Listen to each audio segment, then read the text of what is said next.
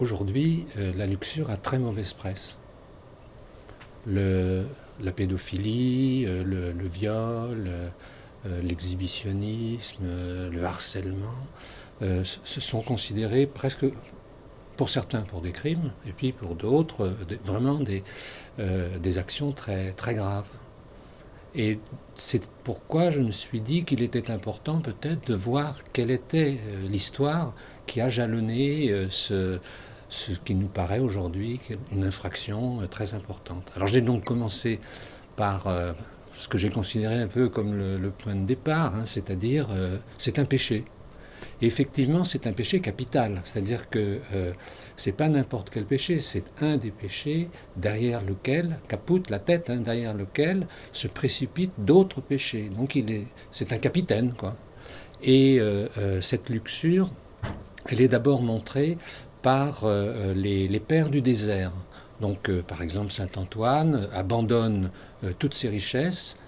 C'est intéressant, ces richesses, parce que ça veut dire que c'est superflu. Ça veut dire que c'est de l'excès. La luxure, c'est l'excès, hein, c'est pas seulement le péché. Et donc, il abandonne tout cela et il va dans le désert. Et les pères du désert, a priori, nous pourrions penser que ce qu'ils redoutent, c'est d'avoir faim, d'avoir soif.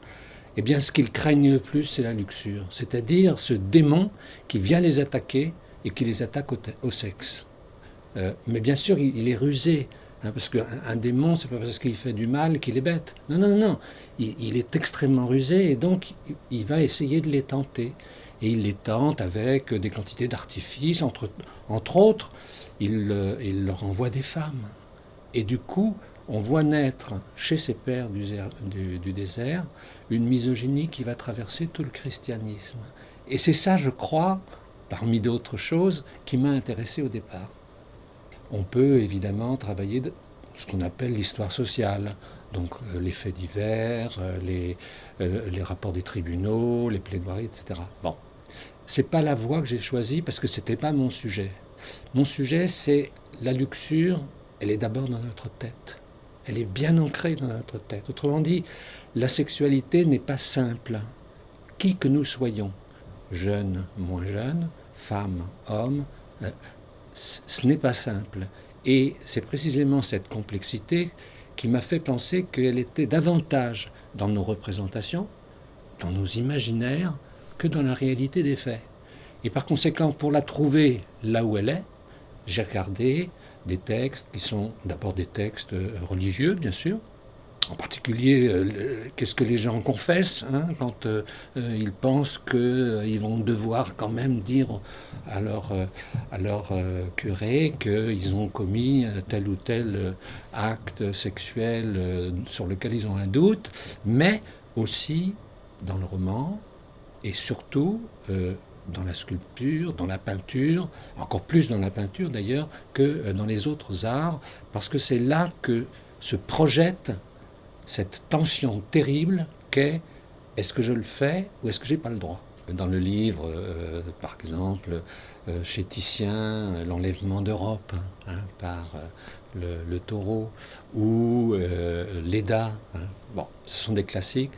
Ma préférence, c'est ce tableau de Courbet qui est ici à Paris, donc en France, à Paris, au Petit Palais, et qui s'appelle Paresse et luxure, ou Le sommeil, ou Les deux amis. Il y a plusieurs titres. Hein. C'est un tableau donc du 19e siècle.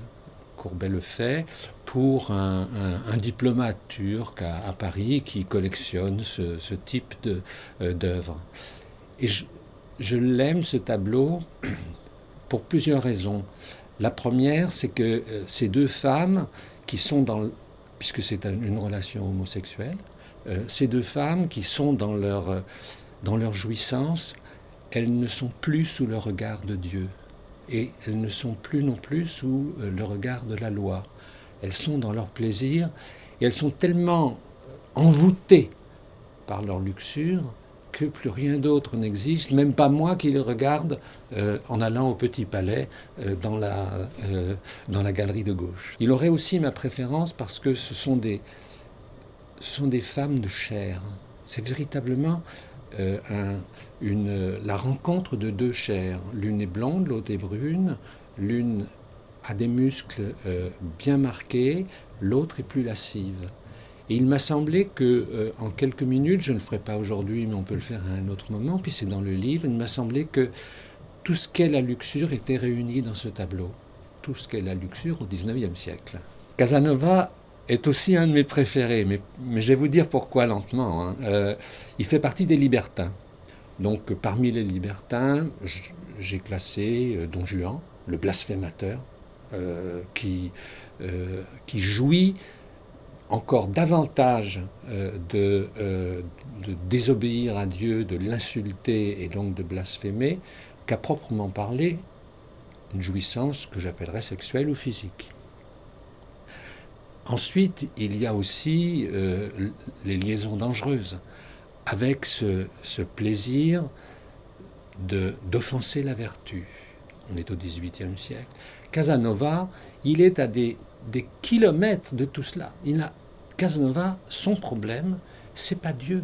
Son problème, c'est pas de faire souffrir ou de se plier à un préjugé. Par exemple, une des femmes avec lesquelles il a une relation, elle n'est pas vierge, bon, c'est pas son problème. Lui, son problème, c'est jouir. Et il dit que toute sa vie, il a été emporté par le plaisir des sens.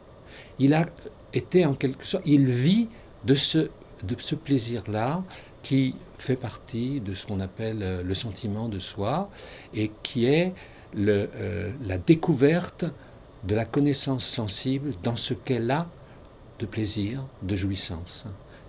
Et de ce point de vue, il est en rupture avec les précédents, il est aussi en rupture avec celui qui ensuite viendra, à savoir Sade.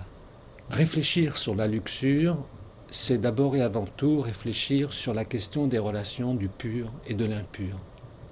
Sans cette tension, sans ce conflit entre le pur et l'impur, le livre ne peut pas exister. Pardon, la luxure n'existerait pas. Et c'est précisément cette histoire de ce qui est considéré comme pur et de ce qui est tenu pour impur qui traverse l'ensemble de cette réflexion. La question que j'ai cherché à me poser, c'est comment passe-t-on, par exemple, du péché au vice, ou du vice au libertinage, ou du libertinage à des formes plus contemporaines qui peuvent être en particulier la pornographie. Pourquoi la pornographie a-t-elle basculé dans la luxure? Et je pense qu'elle est très importante pour nous parce qu'elle a éveillé la révolution des femmes à l'égard de la domination masculine, parce que la luxure est une expression de la domination masculine.